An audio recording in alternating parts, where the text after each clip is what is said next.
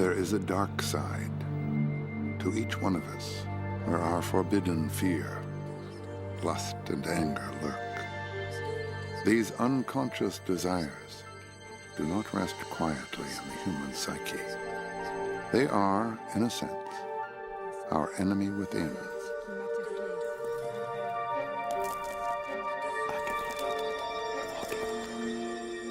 One man believed he could exorcise our demons through the study of dreams.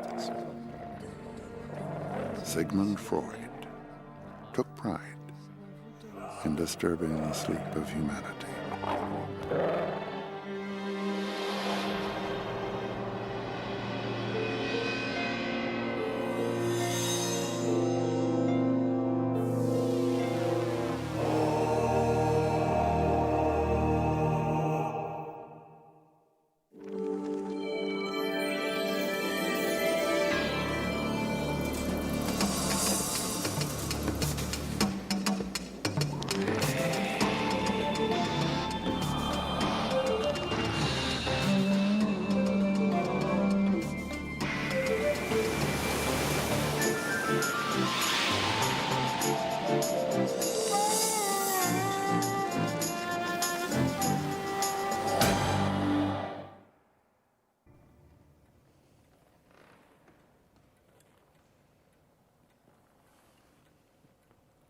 At the turn of the century in Vienna, Austria, Dr. Sigmund Freud claimed he had discovered a new doorway to the unconscious.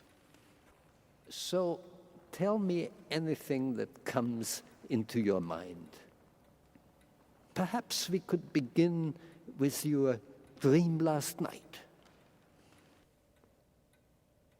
As a child, I had a recurring nightmare of falling down what seemed to be an endless well. Drive for miles and miles down this tunnel. When suddenly we're attacked by a sea creature. Turns out to be a giant octopus. And I may have been invisible at the time. There's a man in front of her with a snake. I can see the teeth of the snake. Out from the tunnel, out onto the deck of a sailboat. Chases me through the ship, and eventually I come to a door behind which I know the octopus is waiting for me. I woke up before I reached the bottom.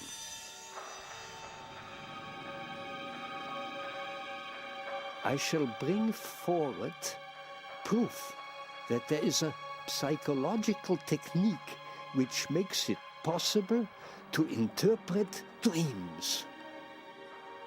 Freud's self-proclaimed masterpiece, The Interpretation of Dreams, offered readers a window into our most secret selves. In his revolutionary work, Freud suggested that often the purpose of dreams is to satisfy through fantasy the instinctive urges that society judges unacceptable.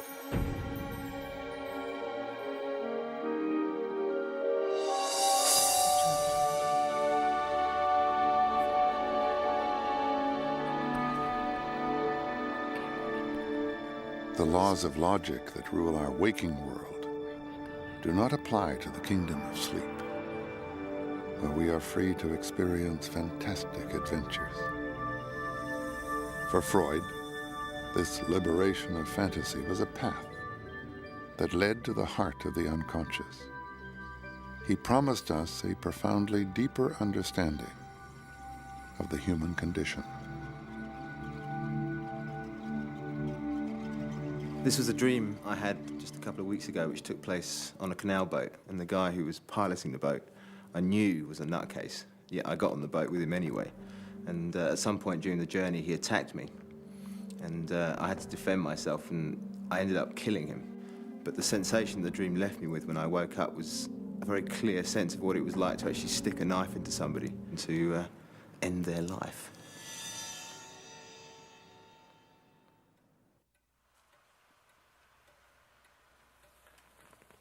Ever since Freud first declared his groundbreaking views about the mind and its operation, opinion about him has been bitterly divided.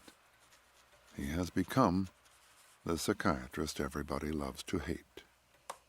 Freud was really a bold and daring thinker who loved wild hypotheses, and then, more or less on the guinea pig model, tried to induce the evidence to confirm his theories in the persons of his various patients on the couch. So we have here a picture of Freud as a grand theorist, a very reckless thinker, really. Oh, if he weren't a revolutionary creative thinker, and if he weren't right in so many areas, he wouldn't be criticized for where he's been wrong. There are, dozens of psychologists who were very largely wrong, about whom we say nothing because they really have not shaped our society. Whatever your opinion, Freud is inescapable. His terminology and his ideas pervade contemporary life. He taught us to pay attention to feelings and actions that we once thought meaningless, provoking a confrontation with our more primitive selves. After Freud, it was not so easy to avoid responsibility for unconscious behavior. What Freud did was to build a whole system of interpretation aimed at exposing the real meaning for an act that seemed to have no meaning at all. Something that seemed to come just from our bodies, just out of habit, something that we didn't pay attention to. Freud found in that the key to what we might really be desiring. And whether we reject psychoanalysis or embrace it, that's a move that 20th century culture is built upon. Freud famously described dreams as the royal road to the unconscious, and firmly believed that he had begun to unravel their full mystery.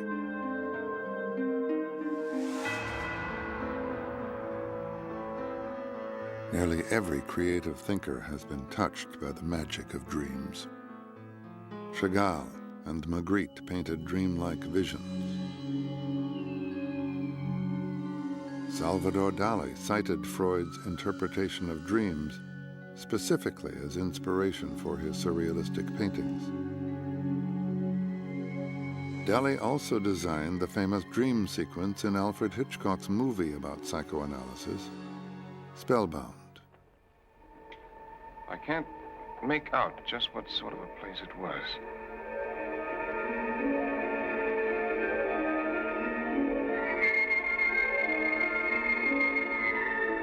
It seemed to be a gambling house. But there weren't any walls, just a lot of curtains with eyes painted on them. A man was walking around with a large pair of scissors cutting all the drapes in half.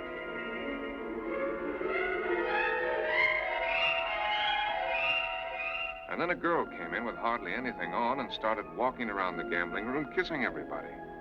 She came to my table first. Did you recognize this kissing bug? Well, I'm afraid she looked a little like Constance. Uh-huh. This is plain, ordinary wishful dreaming. Freud himself was anything but ordinary. After working in Paris with the famous neurologist and hypnotist Charcot, Freud returned to Vienna to lecture the medical society on his newfound knowledge. He dramatically proclaimed that neuroses were psychological rather than physical. The audience was skeptical, but Freud was nothing if not sure of himself. Successful people are very convinced of their own correctness. They're monothematic and megalomanic. Genius is not balanced. Genius has to be committed to the goal. So they don't necessarily come off as the boy next door. The arrogant and contentious Freud dismissed criticism, giving it the psychoanalytic term resistance, which he claimed proved he was right. Freud had this funny personality where he took disappointment as a sign of his own great ideas. That is, there's no success like failure, you know? I mean, if people don't understand me, it must be because I'm on the right track. Since people are so wrong-headed, since their methods are so bad, since they're so prejudiced, the fact that they don't like me means that I must be on the right track. I was standing in a garden. The snakes were... Freud's work on dreams began in 1887 when he was seeing a number of young women who suffered from what was then called hysteria, a puzzling complex of symptoms that ranged from aches and twitches to complete paralysis. He grew to believe his patients' symptoms were elaborate defenses against the pain of long-forgotten psychic shocks.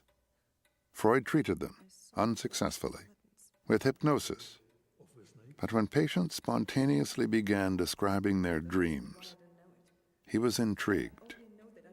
Eventually, Freud became convinced of the role that dreams could play in revealing hidden trauma. He brought me a box.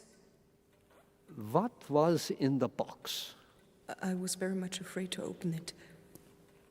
But then When Freud and a patient were working together to interpret a dream, he asked the patient what the patient could remember, which is called the manifest content of the dream.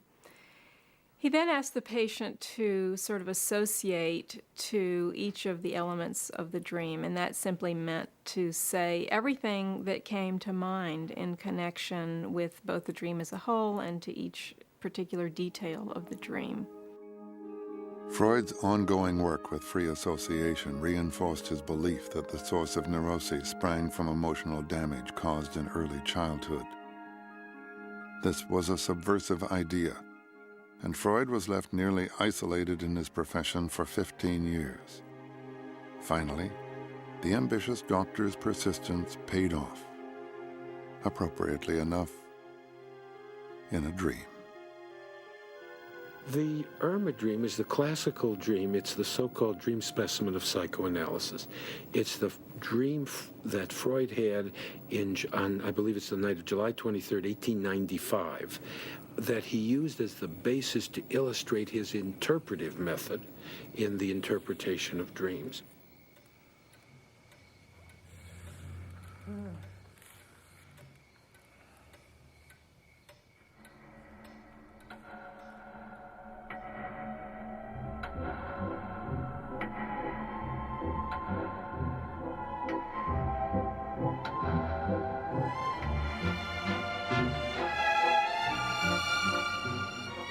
In his dream, Freud attends a family party where he sees Irma, one of his patients.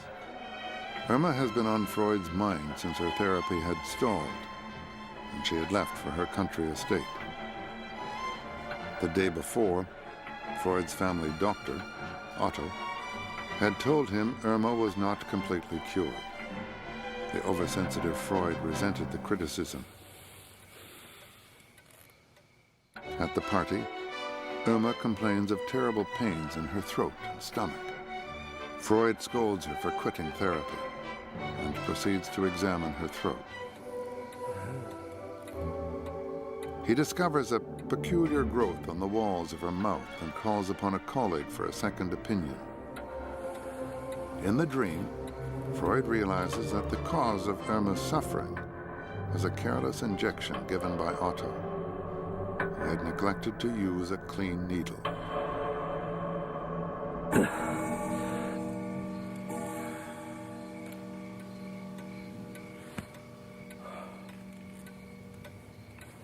Freud's dream struck him as terribly revealing. The dream was an act of revenge against Otto for maligning Freud's ability, against Irma for resisting his analysis. He proposed a general law. The dream is a wish fulfillment. It was this revelation that inspired Freud to write The Interpretation of Dreams. The book was published in 1899, but Freud requested that the publication date be given as 1900 to create the impression that his views were pioneering thoughts for the new century. Freud's epic was ignored by disapproving colleagues and seemed only eccentric food for a handful of readers. The book sold merely 350 copies in its first 6 years. Freud was characteristically defensive.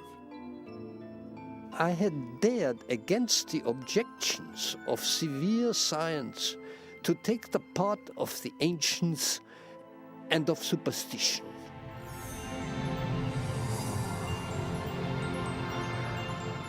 In the book, Freud notes that amid the kaleidoscope of unique dreams are a handful that occur to almost all dreamers. Dreams of falling, being chased, soaring through the air, and failing exams are common to the human experience.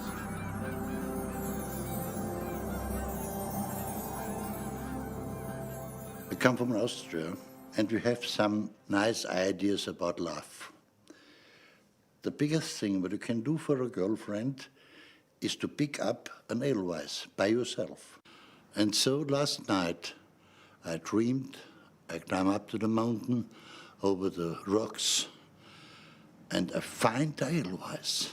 When I found it and I tried to get it, broke the stone under my feet. So I fall, down, down, down. And at the very end, alarm. I waked up. I look at my hand. The finger was still together, but no Edelweiss.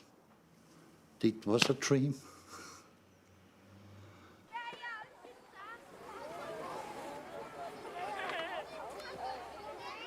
Freud's interpretation of the meaning of dreams was based on his larger view of human nature. He saw us as basically selfish animals driven by aggressive urges and the desire for pleasure. We learn how to repress our animal impulses as we grow up in order to get along in society, but we never totally conquer our primitive selves. This animal self, which contains the core of the psyche, Freud called the id. The ego and the superego are later developments that arise from the need to survive and adapt to the surrounding social environment. The ego is our rational self. The superego represents societal pressures and tells us what is right and wrong. The superego is frequently in conflict with the id. Freud saw the psyche as a battleground, with the various personality components engaged in ongoing struggle. Feelings are being repressed if the ego or superego become too dominant over the id. To Freud, emotion unexpressed often led to problems. What Freud says in the interpretation of dreams, in saying that every dream is a fulfillment of a disguised wish, is that our meanings are disguised, that we don't know for sure what things are significant. But we need to find ways of discovering how they may be related to our desires, how what we do unconsciously, without thinking, may be related to our fundamental desires, maybe even expressing those fundamental desires without our being aware of it. Once one opens that question, it's not up to then some scientist or philosopher to come on and say, they don't really mean anything. No, the issue is then, how are we going to make sense of things, events, words, activities that we used to not bother about? And now we decide, yes, I'm going to bother about that. I'm going to try to see what that means about my life or about my friend's life or about our relationship. And psychoanalysis in Freud's hands opened up that question.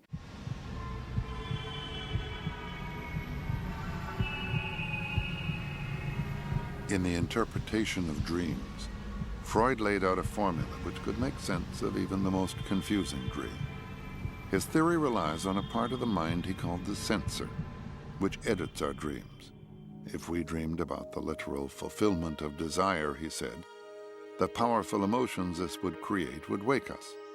The censor transforms the dream content to disguise its true meaning.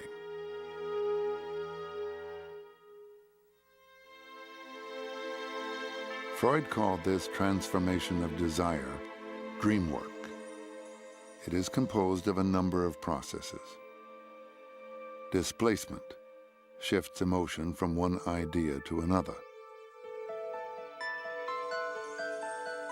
Condensation fuses together multiple thoughts into a single symbol. Along with symbolization and projection, dreamwork components join together to change and redirect dream thoughts and images into acceptable forms. After the censor has completed its dream work, the ego reorganizes the otherwise bizarre components of the dream so that it has an apparent meaning called the manifest dream. The process of dream interpretation involves decoding the manifest dream content to discover the real hidden meaning of the dream called the latent dream. Freud insisted that dream life is as important as real life. Stripped to bare essentials, a dream unanalyzed was to Freud an unopened letter. In every dream, there is always another story. There is more than meets the eye. In 1977, director Robert Altman found artistic inspiration and a solution to a problem in his dreams. The film he had been preparing to direct was canceled. His wife was ill, and he needed a new project. I dreamed a title, 3 women. I dreamed that Shelley Duvall and Sissy Spacek were in it, and I knew it was kind of what the genre of it was. And so I woke up and I took the pad next to my bed and I wrote down my notes about that, and I went back to sleep. There's practiced trusting not necessarily what I dream, but that I will dream. And perhaps an answer to whatever the problem is will come out of that. I can talk about a dream that I had 47 years ago, which is as vivid in my mind as it was when it happened, and changed my entire life. I dreamed I was lying in a field, a beautiful field of flowers, with my baby, and suddenly there appeared a black monster or horse, a bête noire, which is a black beast in French, and this beast was trying to trample us and to kill us and to ruin us. And I realized noir is also Schwarz in German, and I was married to a man, the father of my child, by the name of Schwarz. And I knew then I had to get out of this marriage. I just couldn't possibly stay in it. I never thought of it before until I had the dream, and then I knew out.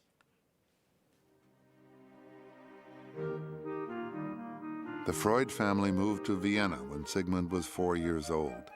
He was born in Moravia in 1856, the eldest of 7 children of Jacob, a Jewish wool merchant, and his wife Amelia.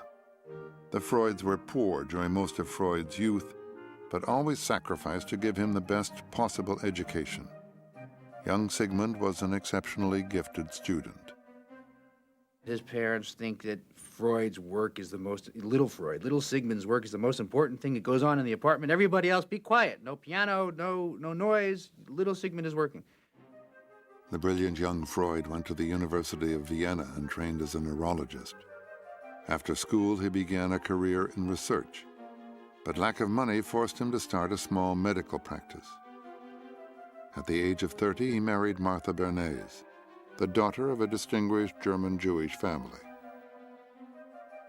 In the Victorian Austria of Freud's youth, psychology was still in its infancy. Mental illness was thought to be caused by a malfunction in a body fluid. Psychoanalysis did not exist. Dreams had only just begun to lose their mythic quality as messages from the gods or warnings of impending disaster. Times have changed, yet reports of premonitory dreams are still common. I had this dream not long ago that reveals to me the death of my mother. I was just dreaming that I was in the church with my mother, and we were singing and glorifying the Lord. And suddenly, there was a man covered with blood. He burst into the church, and everybody was running. I was running.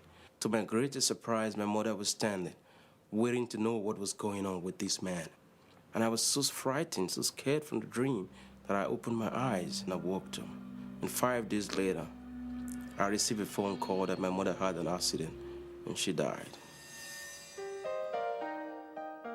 By the end of the 19th century, consciousness began to be seen as a rational process.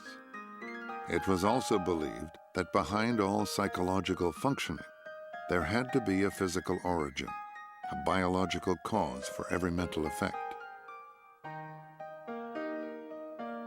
Freud, too, viewed the human brain in mechanical terms, somewhat like a steam engine. He saw the brain as a complex neural network in which neurons build up electrical charge and, as a result, require discharging. Freud envisioned that dreams occurred during discharge.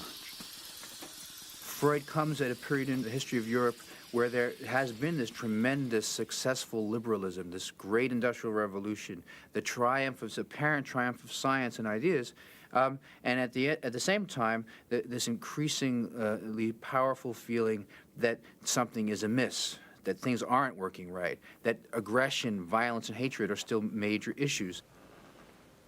The late 19th century brought an uneasy mixture of hard science and speculation to attempts to understand the mind. I was so helpless. A young Austrian woman named Anna O.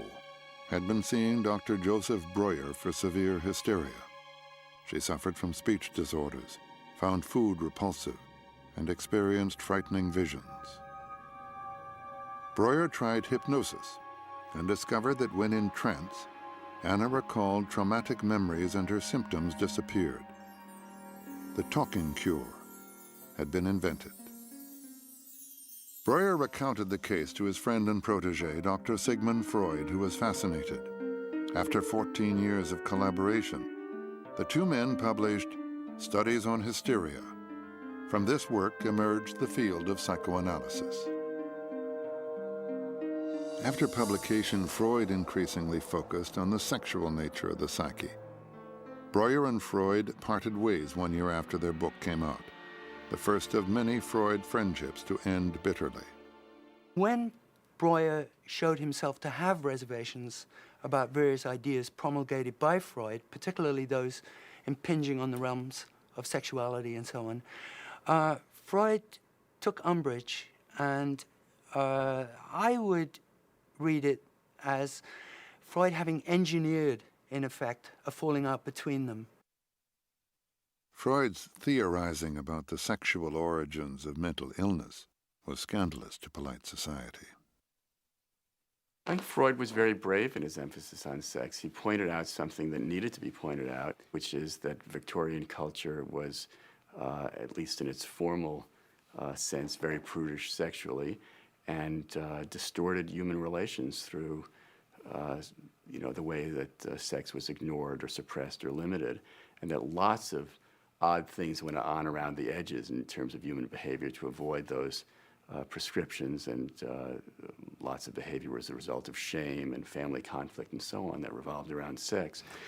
Okay, I'm in my kitchen making a meal, and I'm dressed in this little t-shirt and jeans, and this older man comes in my apartment, and he tells me I'm dressed inappropriately. I feel very embarrassed. He then gets on the floor and he tries to make love to me. I get very scared and very upset, and I run out the apartment, down the stairs as he's after me. I'm now on the street, and I'm trying to call my boyfriend, but he's not there, so I'm still very scared, and I run downtown to my girlfriend's house, but she's not there. She just got married and gone on her honeymoon. I feel unsafe, and I feel I have nowhere to go, and then I woke up. Freud could find a sexual reading for almost any image that occurs in dreams. It is this emphasis on sexuality for which he has been most criticized. Freud simply thought that this criticism was wrong, and contributions from other fields, including anthropology and art history and literary criticism, have in fact shown the ubiquity of sexual themes in all of human thought. Freud tended to look for sexual symbols, and he tended to find them. Although, for him, the most important element, at least as he describes it in the interpretation of dreams, is not the appearance of an object. Pointy object means phallic. A round object with a hole means a woman's genitals. That's not his best style of interpretation. His Freudian style of interpretation is to ask the question, what is this doing in the dream? What does it mean for the dreamer? The dreamer gives significance to the symbols. Before the rift between Breuer and Freud, Breuer introduced Freud to Dr. Wilhelm Fliess, who was to become his confidant. Freud and Fliess were both insiders and outsiders, highly trained Jewish doctors working beyond the frontiers of accepted medicine. They were obviously very, very close. The fact that they lived in different cities, Vienna and Berlin, allowed them to correspond and at the same time almost paradoxically prevented them getting too close, or one might better say, seeing too much of the truth about one another. For years, the two men corresponded regularly, exchanging ideas, thoughts, and findings. But their relationship also turned sour. In 1903, the two men met for the last time. Fliess by then had every good reason to suspect Freud's ingenuousness, to fear that Freud was intent on plagiarizing him, or more bluntly, stealing from Fliess a theory of bisexuality, which by then Fliess had been working on for nearly 4 years. And Fliess declined the invitation to go on this hiking exhibition, convinced that Freud had a plan to lure him to his death. Freud confessed, "An intimate friend and hated enemy have always been necessary requirements of my emotional life." Loss and loneliness seemed to play a large part in the life of Sigmund Freud. He was mourning his father, who died in 1896 while he was writing the interpretation of dreams. This book has a subjective significance for me personally, a significance which I only grasped after I had completed it. It was, I found, a portion of my own self-analysis, my reaction to my father's death. That is to say, to the most important event, the most poignant loss of a man's life. Many of the dreams and the interpretation of dreams that he discusses, and many of the themes that he discusses, are dreams and themes about how do you live with loss? How do you make sense of the past when elements of the past are going to disappear from your life, and how do you retain them in some form that's meaningful? Mothers and fathers play a huge role in Freudian analysis. Although he changed his mind a number of times about specifics, Freud was certain that boys' and girls' relationships to their parents were crucial to development, sexually and psychically. He believed the full emancipation of women would mean the end of an ideal. After all, he concluded, nature has destined women, through beauty, charm, and sweetness, for something else. There's a lot of emphasis been put on Freud's diminishing women by talking about penis envy. Freud was wrong about women in a number of ways, and in one aspect of his being wrong was that he saw mothers as entirely benign. Otto Rank said that, essentially that Freud knew no mother other than the good mother. He was afraid to say anything critical because of his own anxieties around his own mother, and that whenever he approached that subject, he veered off. Modern psychoanalysts believe that little girls develop a sense of femininity very early in childhood. If a woman feels persistent inferiority to men, development has gone profoundly wrong. Freud himself was dissatisfied with his theory of female sexuality, and analysts ever since his time have critiqued it and revised it.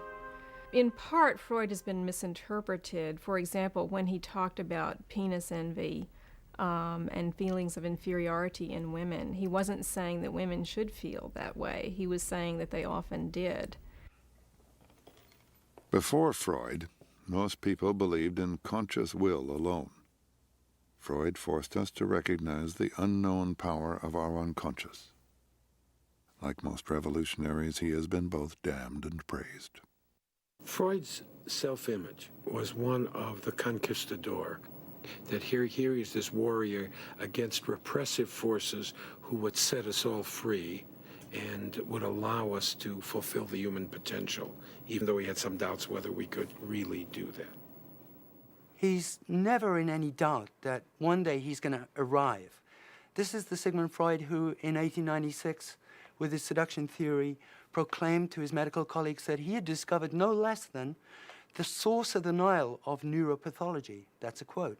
This is the same Sigmund Freud who, a decade later, or thereabouts, would claim to have deciphered the, quote, riddle of the Sphinx in terms of his theory of infantile sexuality. This is quite a conceit. By 1897, Freud considered his seduction theory, the assumption that all neuroses are caused by childhood sexual abuse, invalid. He concluded that many patients who cited abuse had no more than active imaginations, or that Freud himself had encouraged false confessions. Recently, there have been a wave of accusations of sexual abuse from people who suddenly remember what they allegedly repressed years ago. Although Freud withdrew his seduction theory and would have regarded most of these charges with skepticism, his theory of repression and the unconscious is being used, most Freudians would say misused, to assert their authenticity. Among certain feminist circles, it's held that he changed his mind about what was called the seduction theory, i.e. that many of his patients actually had been sexually abused because of concerns about his career and his reputation, that it was a piece of intellectual dishonesty on his part. This reading simply isn't true. Freud's discovery of infantile sexual fantasies was one of his most important discoveries, and he was very clear about this. And at the same time, he was convinced that a certain small number of children had been sexually abused, and he never gave up the idea that certain neuroses were caused by that.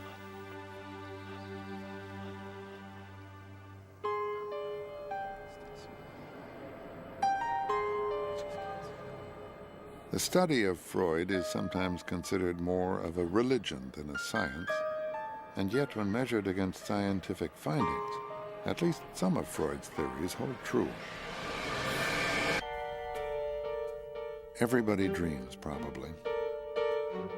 Although many of us forget them, during a normal night's sleep we dream for about 1/5 of the time.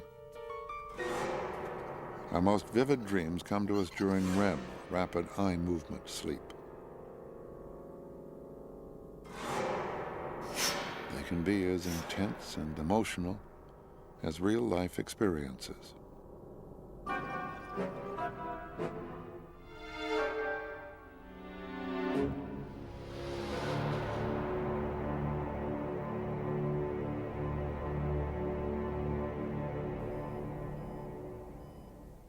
At the Bethesda Sleep Disorder Center in Cincinnati, Ohio, experiments on dreams and sleep are conducted almost daily. He's had a scene change, you know, like he's gone from one room to another, or the whole theme and place of the dream has changed. I think patients are attached to electrodes which measure various impulses, including REM. EEG readings, which record the electrical activity of the brain, show that these periods of rapid eye movement correspond with particular brain rhythms. The notion that REM sleep, the physiology, has somehow destroyed, altered, or made Freud untenable, I think we too quickly, my colleagues, even my psychoanalytic colleagues, jump much too quickly to the notion that Freudian theory is somehow put aside by the laboratory work. Freud theorized that dream function helps keep us asleep. REM theory supports this idea. The more REM we have, the more we dream, since the most REM happens in the second half of the night when we're more likely to wake up. That is also when most dreams occur, which with their censoring, keep us asleep. I dreamt I was high up in an apartment building watching a volcano erupt, when suddenly I heard a terrible noise, and I looked out and saw a huge tidal wave coming. And at that moment, I suddenly thought, my children, and I turned around and saw each of my 3 children being swept out of the building. The next moment, I was in the water swimming after them, and I was trying to find them, and I was crying and crying in the water. Then I was on dry land looking for them, and I saw all these dead people lying around. And first I found my eldest daughter, and she was wet, but she was alive. Then my middle daughter, and I knew for sure my youngest daughter was dead. And sure enough, I saw her lying out among all these other people, and she was dead. And I was crying and crying, and I woke up.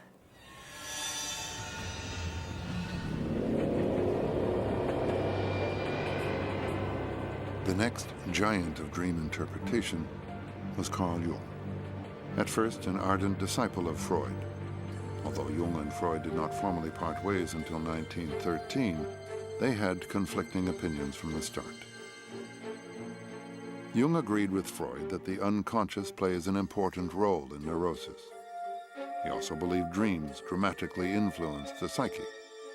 But Jung's notion of the collective unconscious, the theory that we are shaped by a common memory of myths and images, was a strong departure from Freud's theories. Jung also rejected Freud's insistence that life energy is primarily sexual. Jung converted many to his new form of therapy, but his approach to psychology owed much to the father of psychoanalysis.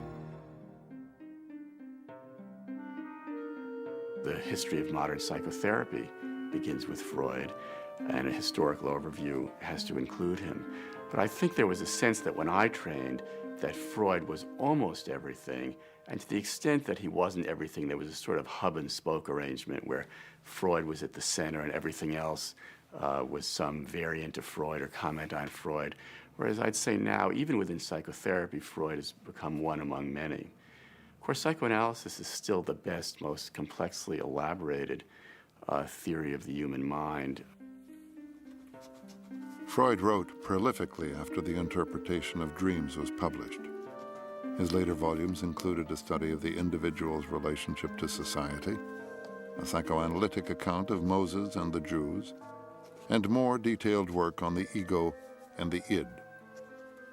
By 1926, Freud was an internationally known psychiatrist. Anna Freud followed her father's footsteps into psychoanalysis, providing Freud with a collaborator and companion until the end of his life. From 1923, Freud suffered from cancer of the jaw and palate, which required repeated surgery and radiation treatment.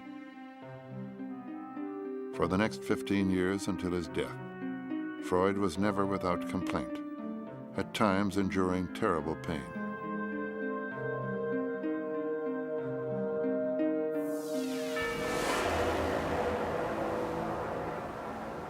In 1933, the rise of the Third Reich infiltrated Freud's life. Because Freud was a Jew with rebellious ideas, psychoanalysis was blacklisted.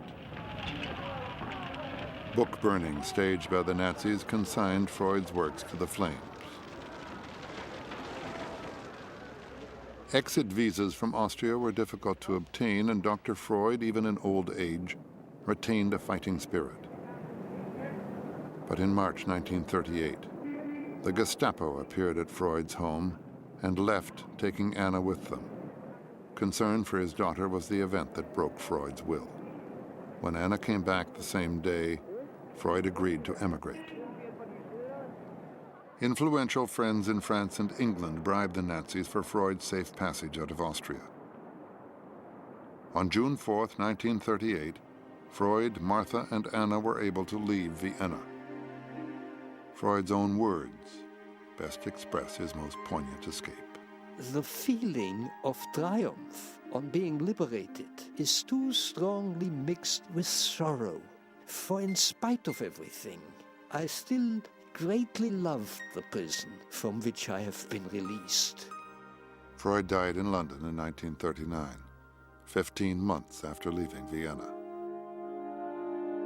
This is one of these dreams where I don't know how it began, how it ended. All I remember is that I was sitting on top of a roof with several other people, and I was holding the hand of this little girl, maybe 5 or 6 year old girl. And we are all listening to this piano music, which was coming from nowhere. We were listening, and as soon as a certain melody in the music appeared, the girl turned into a bird, and she starts to float away. So I have to hold her tight so that she won't leave me. That's my dream. Much recent criticism of Freud's ideas has centered upon his rigidly ordered view of the mind and the constant struggles among the id, ego, and superego. Research now suggests that rather than continually competing with each other, the different personality components actually coexist as partners. Dreams are much less important, even in psychoanalysis, than they used to be. In fact, I think a lot of the impetus for dream interpretation today comes from patients who expect that ought to be part of the therapy and who, unasked, bring in dreams. And I don't know whether that is a matter of fashion or a matter of technique. I mean, psychotherapy today is so focused on concrete circumstance and external circumstance, and it's so much pressing for quick change that it may be that the dream is not the royal road or the best avenue toward the kind of information that therapists want to deal with. The future of psychotherapy has become uncertain due to the increasing success of drugs in the treatment of disorders from depression to schizophrenia. There's unquestionably a place for psychopharmacological treatment of emotional disturbances, and Freud, from the very beginning, speculated that there might be in the future chemical treatments for some of the conditions which he had to treat with psychoanalysis. This man who spent his life imploring patients to tell him their troubles was less anxious to confess his own story. We will probably never know why Freud destroyed many letters and documents. Perhaps he thought some things were better left unread.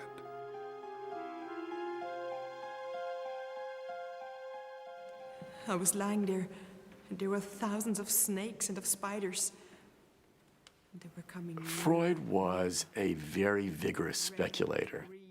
A lot of his speculation, from our perspective, is just wrong. His view of women is maybe in some ways progressive for its day, but not generous by our standards, not reasonable by our standards, just wrong. Certainly the case can be made that many sorts of people have been injured by the application of Freudian theory. Biographers today are making the case that Freud did not act in good faith in certain circumstances. Of course, he did so many things that even if he very largely acted in good faith, there would be important areas where he might not have been. He was an ambitious, driven man. He was a contentious, sort of cantankerous person, generous in certain ways as well. And I think it is a tribute to how large and influential he is that every aspect of his personality has come under scrutiny. Despite his detractors, our culture has found Freud and his unsettling vision of the mind compelling enough to argue about for close to a century. His ghost is not an easy one to live with. Many of us find ourselves in situations throughout our lives where we don't know who we are and what we need to do. Freud's response to that is make sense of your past. Find a way of making meaning out of who you have been and where you have come from. That is a way of giving yourselves more possibilities in the future, so that our choices in the present are richer, more complex, more nuanced, and, in a word, more free, because we now have an interpretation of the past. The interpretation of dreams was Freud's way of making sense of the past through signs or symptoms that people thought were meaningless. Whether or not one takes the dream as the royal route to the unconscious, it seems to me the lesson of this great book is that we make sense of our pasts because we need to be more free in the present when we have intense, sometimes painful conflict. Perhaps not so much has changed since Dr. Freud invited us to lie down on the couch. We still understand only the smallest fragments of the human mind and its dreams. At the very least, Sigmund Freud encouraged us to examine ourselves. The analysis session is not over.